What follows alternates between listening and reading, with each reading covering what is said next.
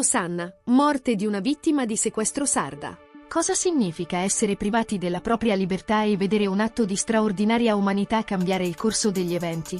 La Sardegna dice addio a Giovanni Ninnino Sanna Pirari, una figura la cui storia è profondamente impressa nella memoria collettiva dell'isola.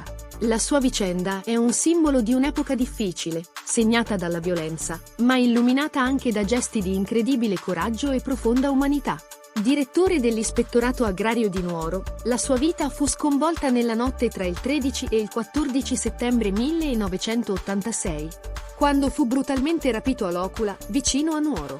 La prigionia di Ninnino Sanna durò ben 148 giorni, 5 mesi vissuti in condizioni che lui stesso definì disumane, incatenato, con il volto coperto e completamente isolato, senza alcun contatto con i suoi sequestratori. Ai giornalisti, dopo la sua liberazione avvenuta il 12 febbraio 1987 nelle campagne di Dorgali, raccontò di essere stato trattato come un cane. La sua liberazione fu resa possibile solo grazie al pagamento di un riscatto di 800 milioni di lire, una somma enorme raccolta in circostanze eccezionali.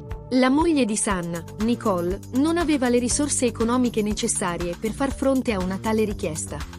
Fu allora che un amico di famiglia, il muratore Giovanni Lovicu, compì un gesto di incredibile solidarietà, si offrì come emissario e addirittura come ostaggio sostitutivo.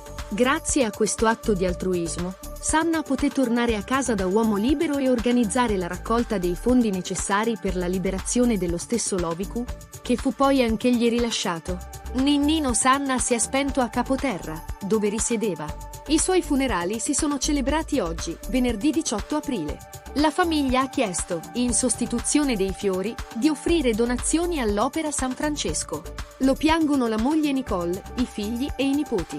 La sua esperienza con la dura realtà dei sequestri, mesi di inferno che rimasero scolpiti nella sua memoria per sempre, si è conclusa in silenzio. Come la memoria di gesti tanto drammatici quanto eroici continua a plasmare la nostra comprensione del passato e del valore della solidarietà umana.